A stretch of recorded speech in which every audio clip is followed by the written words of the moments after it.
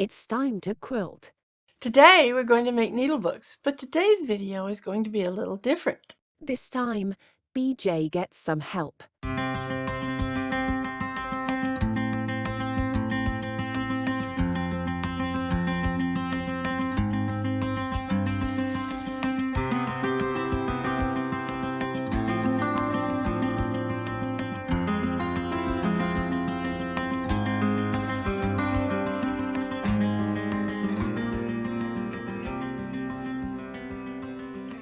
Needlebooks like these are extremely useful.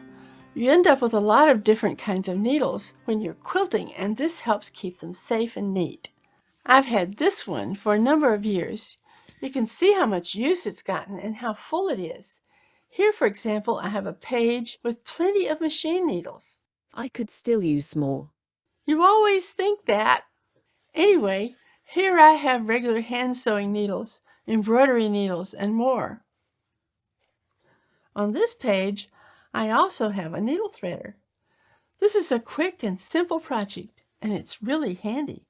So let's get started.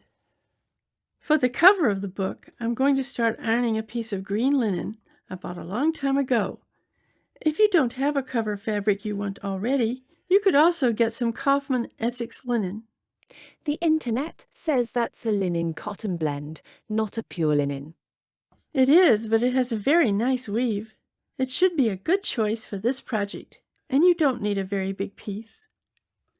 Here I have a piece of fusible fleece. It's not cut to size. It will make a couple of these books, but I want to go ahead and fuse it to the linen. This linen has no right or wrong side, but if it did, I'd be fusing it to the wrong side, of course. It takes a little while to iron this on, and you really want to make sure the glue is really fused. Last week you killed the glue in your stabilizer by ironing too much. That was a tearaway stabilizer, and its glue is supposed to be weaker.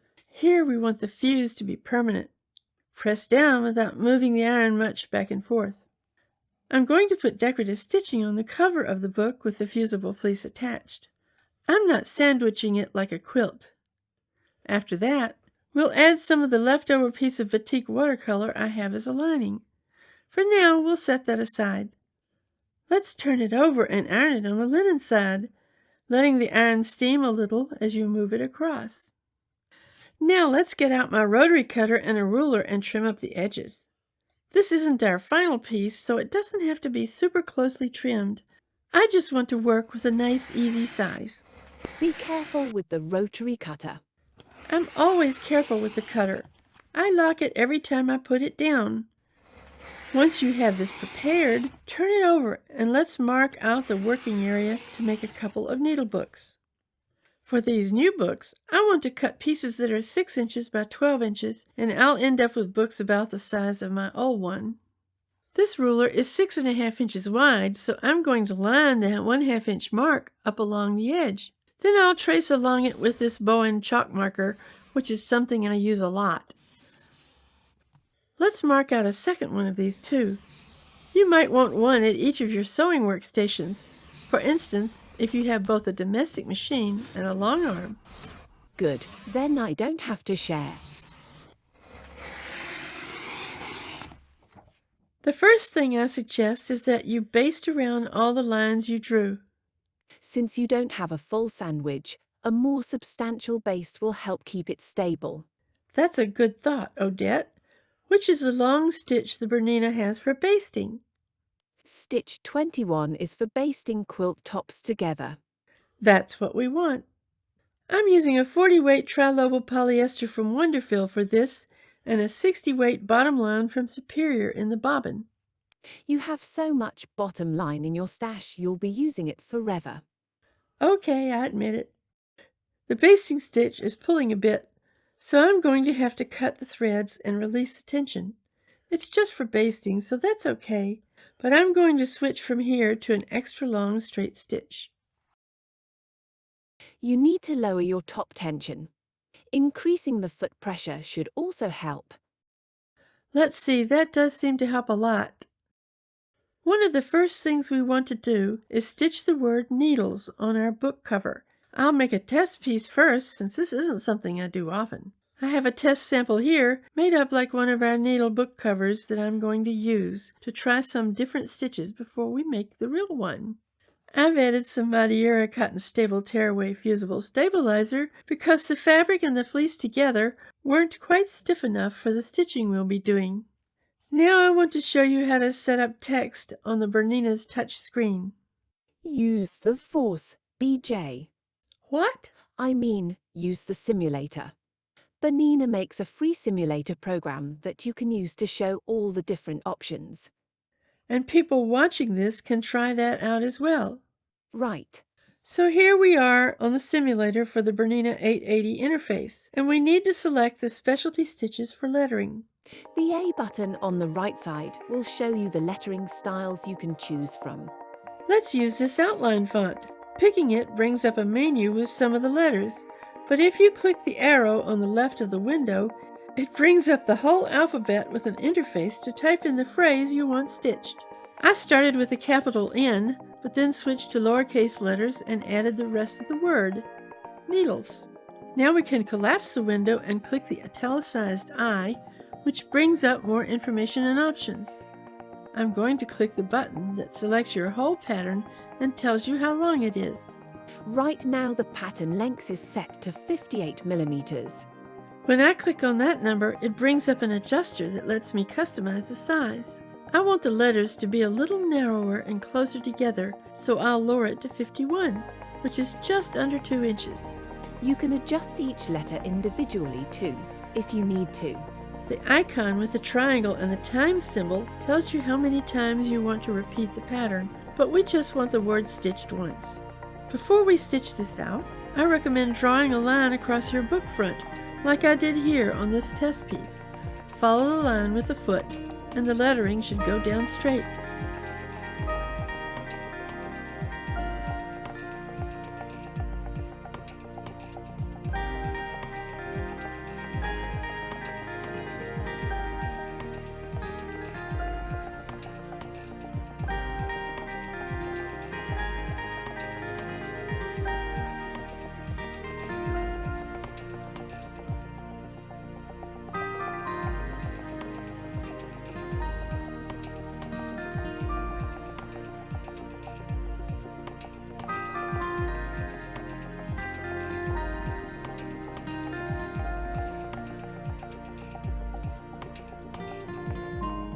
This worked, but I didn't like the variegated thread for the lettering. I'll switch that thread for a solid color when I make the real item. I'm going to start by trying a leafy pattern I've used before with some success. I still have the variegated thread loaded, but I can fix that later. That stitch is an option, but I think I'm going to look at what other patterns I could choose. Maybe it's time to switch thread colors too. All right, I'll stop and switch the thread. I've wrapped this dark green thread with a Wonder Guard wrap, which acts kind of like a thread net, but almost a little better. Without it, the Wonderfill thread seems to want to fall off the cone a little more than some. It's a 12-weight rayon accent thread, and with these kind of specialty threads, it's important to do what you can to help them behave. I also have a foam cone insert that I got with my machine. I haven't seen a lot of these, but someday I'll have to find where I can get more. You use it when you're sewing with the smaller cones of thread rather than spools, and it makes them stay in place much better. Let's look for a different stitch. I think for the side edges of the book cover, I want to try 406. 406 is a 9mm wide decorative satin stitch with a long repeat. It looks pretty nice. I'm going to tweak it so it's about 15 millimeters long for each repeat.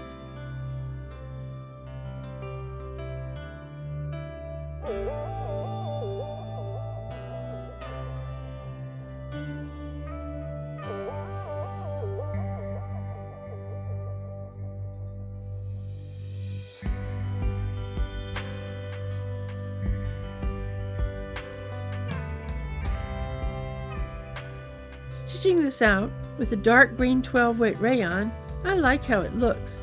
I might use this around the border of the book.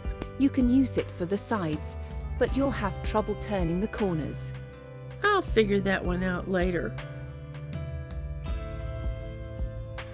Now I want to pick a pretty big decorative motif that uses sideways motion to stitch it. On a Bernina 880 or 790, this stitch number is 503.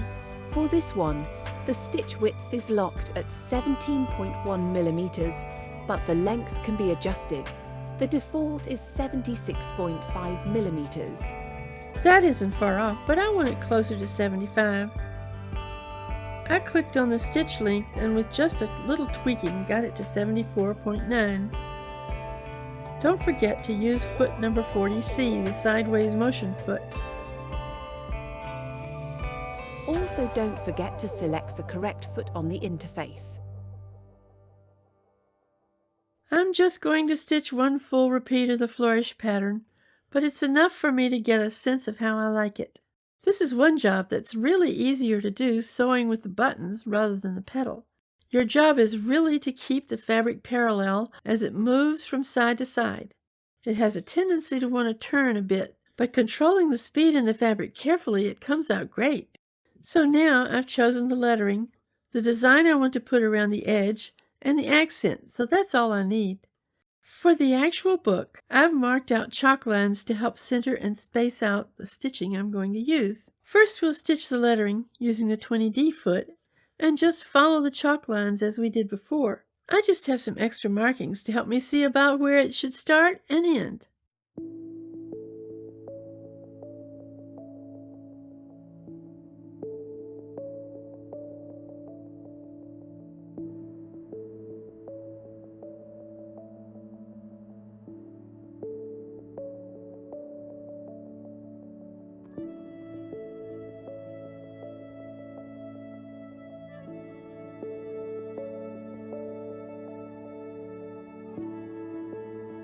We want to change feet to the 40C sideways motion foot for stitching out the large flourish design. It has a smooth inset on the bottom that helps the fabric slide side to side easily under it.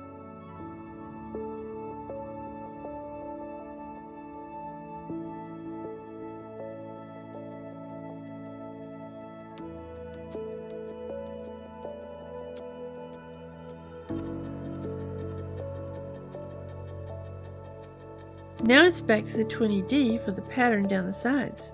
I tweaked the length of the half diamond pattern just a little, so it's now 14.7 millimeters. I've also set the machine to do 9 repeats. That makes your whole pattern 132.3 millimeters. If you want, you can do the math so the repeats will be centered perfectly up and down the edge of the book cover. You can also eyeball the placement pretty closely using a metric ruler, knowing that the stitching on each side will be about 132 millimeters long. Start the stitching about 66 millimeters from the center, top to bottom. Or if your cover was an exact rectangle, you can draw the lines from corner to corner and find the center where the corners cross. The main thing is you want to make sure there's enough space at the top and the bottom so you aren't stopping the pattern midway through at the peak of one of the triangles. You want a complete repeat of the pattern at both ends. I've left a little space at both ends because I may turn the corner and do the top and the bottom. I haven't decided.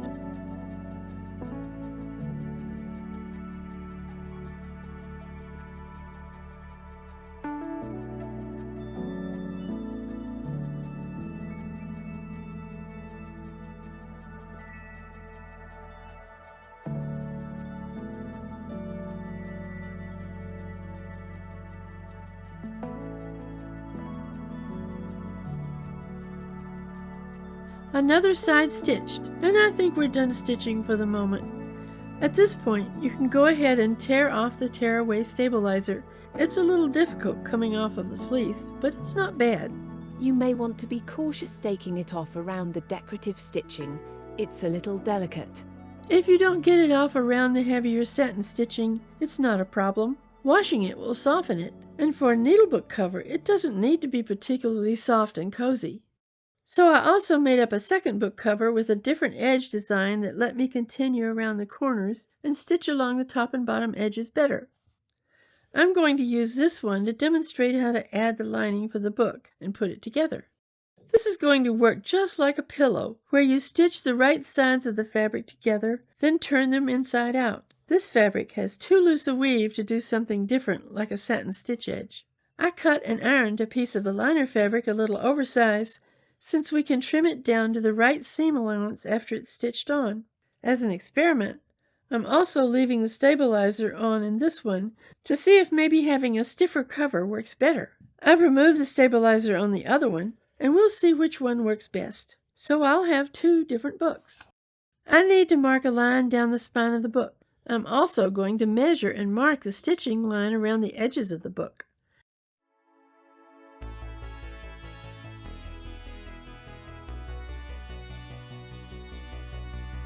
The key is to get them straight and even on both the front and the back cover of the book. Crossing your stitching at the corners will give you a stronger and sharper corner when you turn it inside out. I agree.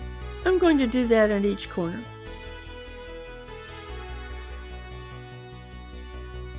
I'm still using the 12-weight rayon I used for the decorative stitching. I like the color, and the heavier thread might be an advantage. Here I need to leave a gap to turn the cover inside out.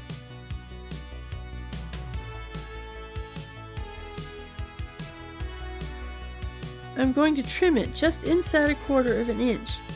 I'm going to bevel the corner to reduce the bulk, but don't cut into where the lines cross. The key is to make sure to leave a couple of stitches on the outside, so the corner is firmly crossed.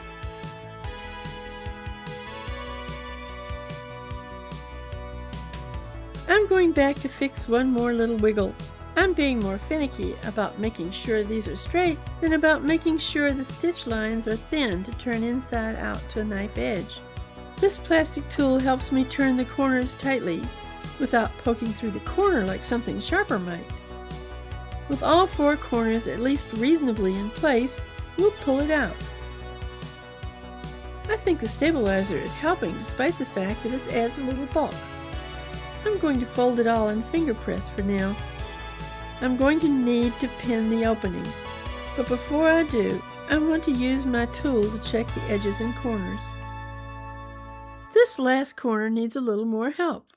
To do this, I take a heavy pin, stick it down in the corner, and try and dig out the fabric, being careful not to damage it though. Then I'm going to iron it.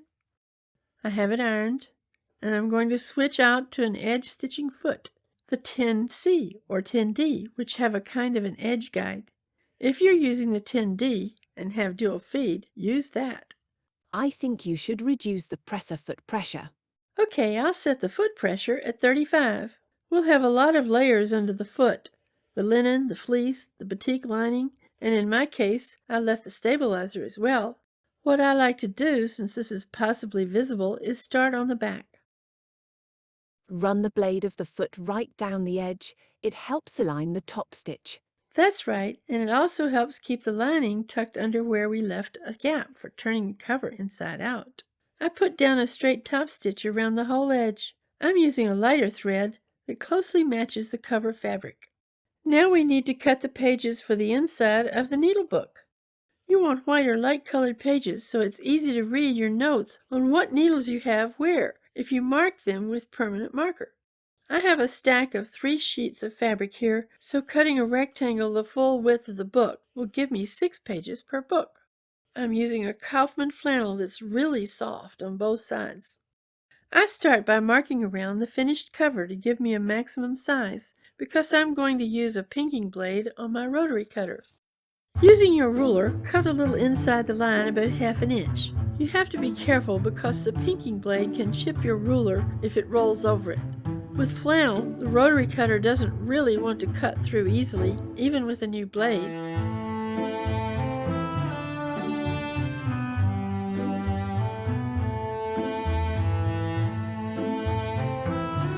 I think the thing to do is to forget about the ruler and cut this by eye following the line.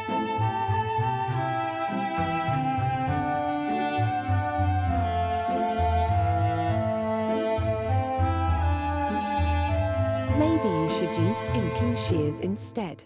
Somewhere in this studio I have a pair of pinking shears I never use. If you could tell me where to find them, I would love to.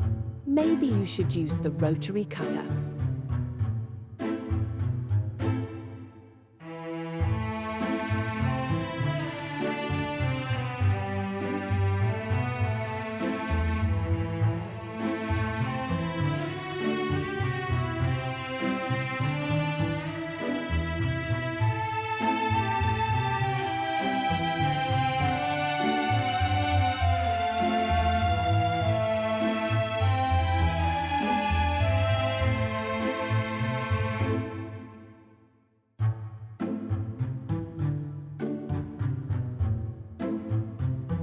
This isn't perfectly exact like a ruler, so I will have to trim it in places, but for something utilitarian like this, it works.